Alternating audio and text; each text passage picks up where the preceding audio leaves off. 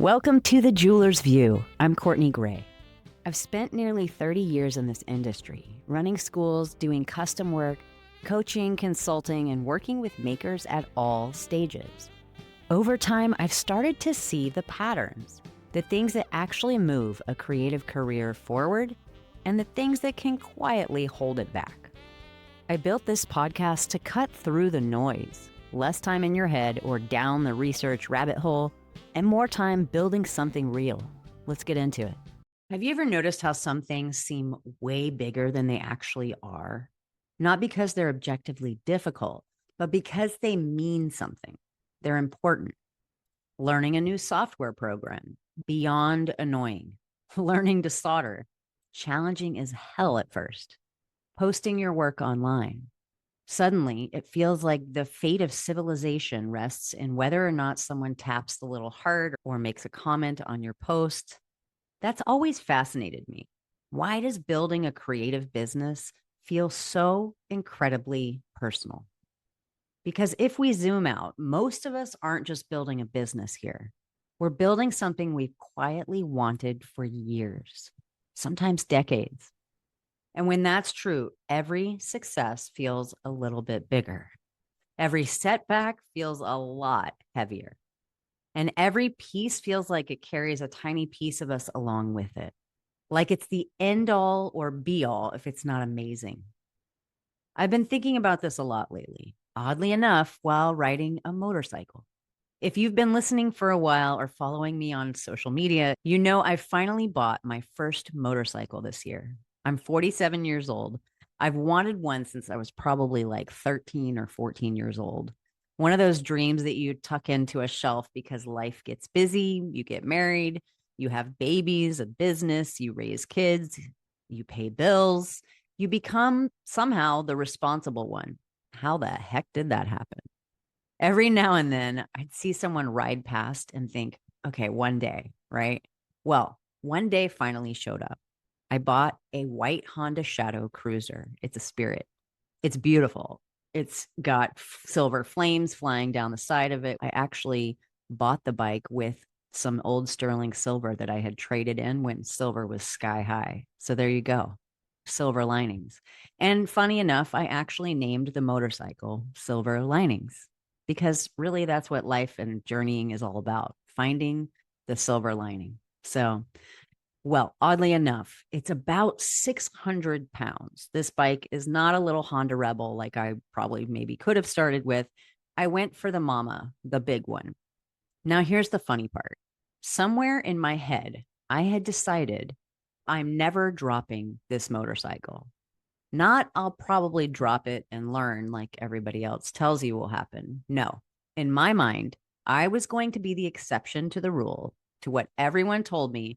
It's not if you drop it, it's when and where you drop it. I was just going to ride away into the sunset like I'd secretly known how all along. Well, that fantasy lasted about 2 days. The first drop happened leaving my driveway. Stupidly, I was in second gear instead of first. So, tiny little wobble, didn't give it enough speed or level it out. Over I went. Nothing dramatic, right in front of my house. Perfect place to have a little accident, right? No injuries, just me standing there staring at 600 pounds of motorcycle lying on its side and wondering, well, now what? A few days later, I was practicing U-turns in an empty cul-de-sac. Every riding instructor tells you to practice figure eights, right? It's a great way to get confident. Turns out they're right. So up on the curb I went and down the bike went again. Only this time, something became painfully obvious. I couldn't pick it up. Now, if you know me, you know I have a pretty fierce independent streak, sometimes to my own detriment. I don't need anybody. I'll just muscle through it, except physics don't really care about your personality. 600 pounds is 600 pounds. So I had to call my husband, Peter. Can you help me pick up the bike? Of course, he zoomed down the street. I remember feeling embarrassed, right? Not because I had dropped it, but because I had to ask for help to get it back up. Looking back, that might have been the more important lesson, honestly, is not learning to ride, but learning to receive support. Sometimes the strongest thing we can do is borrow someone else's hands or muscle in this case until we find our own footing. There's a season for leaning on people, and there's a season for standing, in this case, writing on your own. The mistake is believing that you have to skip the first season to earn the second. Now, there's been a couple drops, right? But I haven't dropped the bike in weeks. I'm riding farther every time I go out, leaving the neighborhood a little bit more at a time. And roads and turns that terrified me a month ago feel much more normal now because I have some seat time. I've been doing it. Although I will tell you one thing, every single time I pull out of the driveway, I still take 3 really deep breaths. It's almost become like a little ritual to ground myself before I take off. Deep breath, ground, deep breath, trust, deep breath, look, commit, and go. Because writing demands something I wasn't expecting, 100% presence.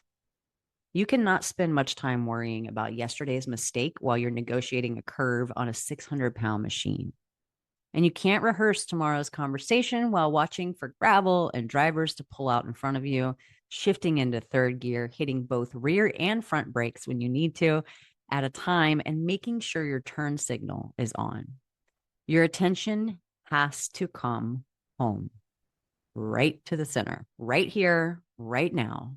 And honestly, there aren't many places in my life that ask that of me anymore, not in the same way. The more I think about this, the more I realize that building a creative business feels remarkably similar, especially later in life.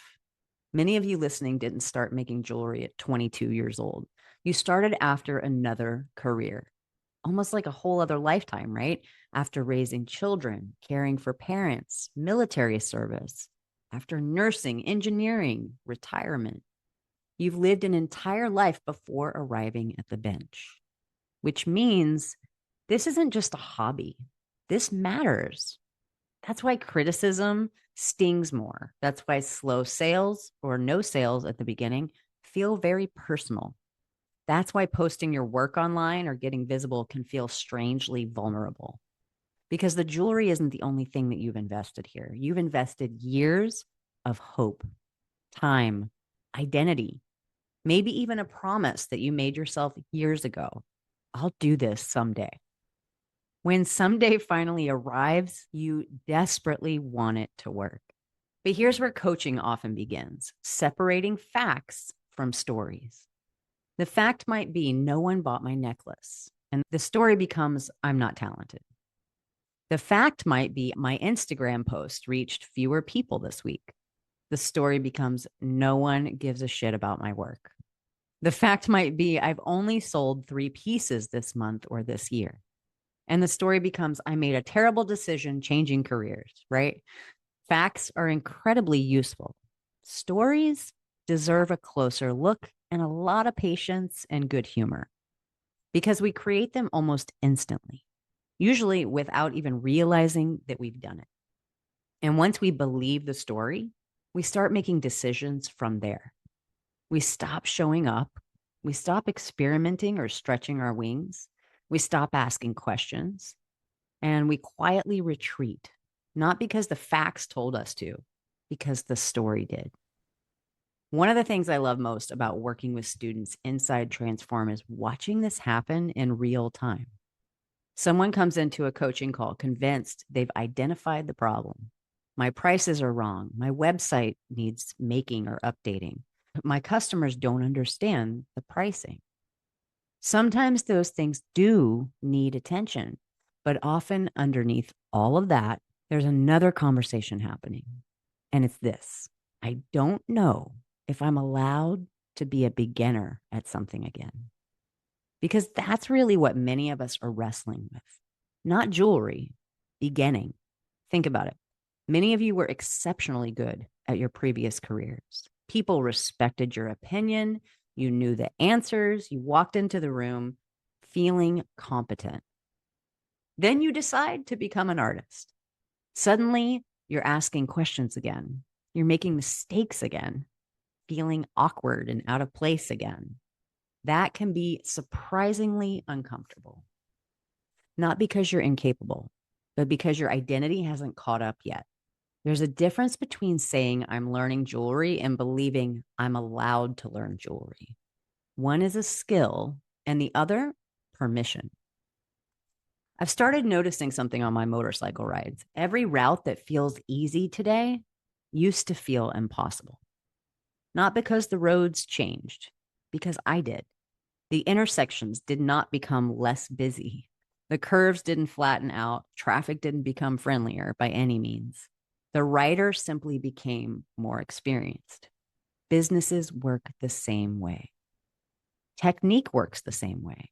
The first craft show, the first custom order, the first difficult customer, the first hard lesson, or the wholesale account, the first employee, the first tax season. None of those things become less real. You become more capable of meeting them. That's a very important distinction.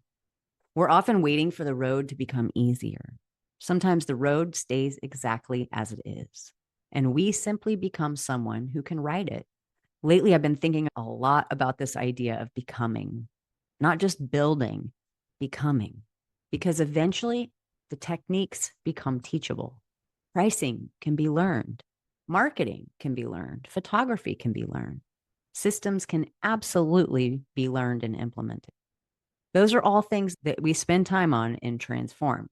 But underneath every strategy, there's a person slowly evolving, learning how to trust themselves, learning when to ask for help, learning when to push, and learning when to rest, learning how to remain curious instead of certain, and learning how to operate outside of fear.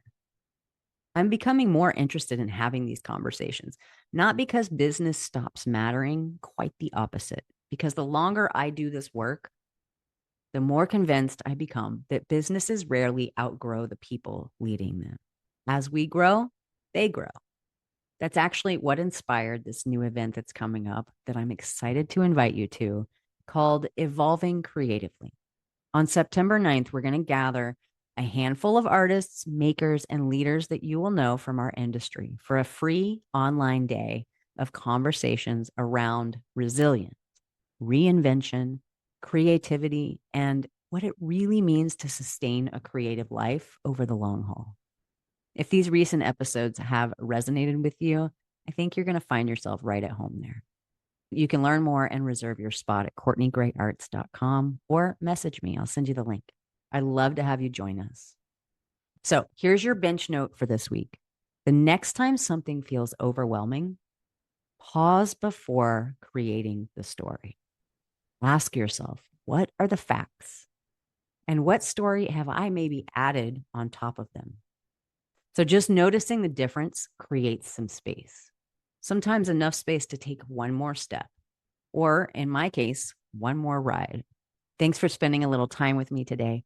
Over the next few weeks, I want to keep exploring this idea of becoming, not from the perspective of hustle or for growth's sake, but from the perspective of living a creative life over the long haul. If today's episode resonated with you, I would love to hear from you. Have you ever caught yourself confusing the facts with the story? Or found yourself becoming a beginner again after years of being an expert at something?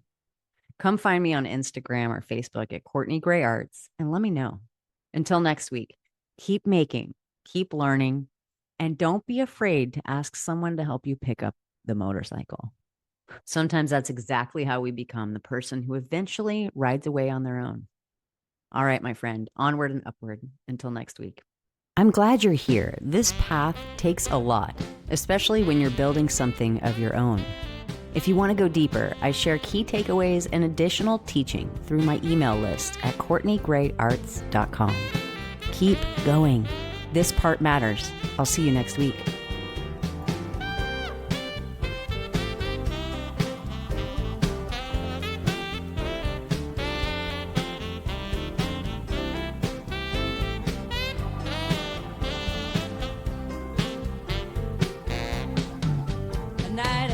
Singing bowls and stories untold.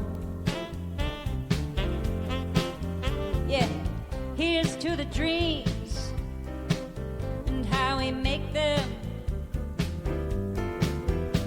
to howling at the moon, to worries and loss, sitting in solitude, feeling a little bit pissed off. Here's to the grace we have awakened.